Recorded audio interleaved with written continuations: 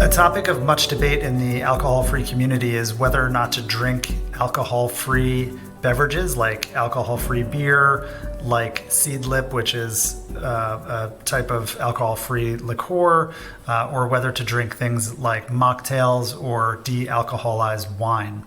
So this is a very personal decision. The biggest point that people who are opposed to these types of beverages make is that it could be a trigger. Once you put your hand on a cold can of alcohol-free beer, that familiar feeling may be a trigger and entice you to drink a real beer. So I 100% respect those feelings, and therefore it is up to you to do your research on the category and to understand if this is a trigger for you that puts you at risk of drinking again, because we certainly don't want to do that.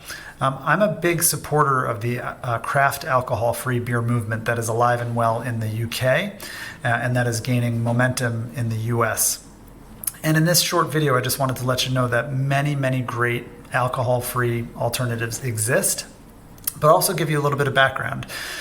In the US and in the UK, in order to be advertised as alcohol-free, the drink must have below 0.5% alcohol by volume. So this minuscule amount of alcohol is actually metabolized by the person as it's being consumed.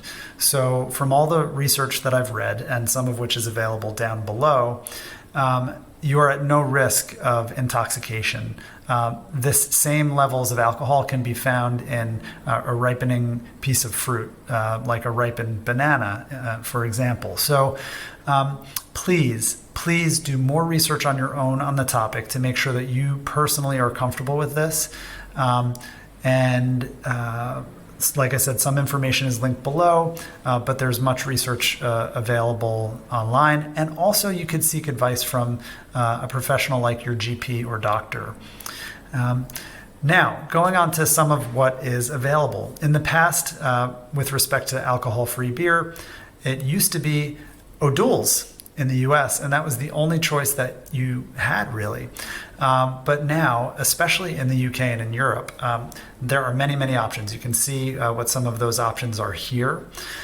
So for example, in the UK, there's a brewer named Lucky Saint who makes an alcohol-free unfiltered lager. It's so good. It's available in bottle, can, and draft. They're making a big push into pubs so that people who choose not to drink alcohol can still visit a pub, have a great meal, be with friends, but not consume alcohol. So wonderful option.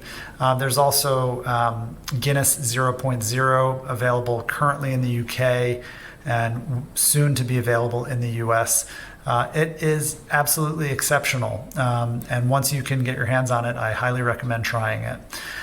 There are also alcohol-free liqueurs, if you will. Seedlip is a good example. It's an herbal flavored drink, reminiscent of gin.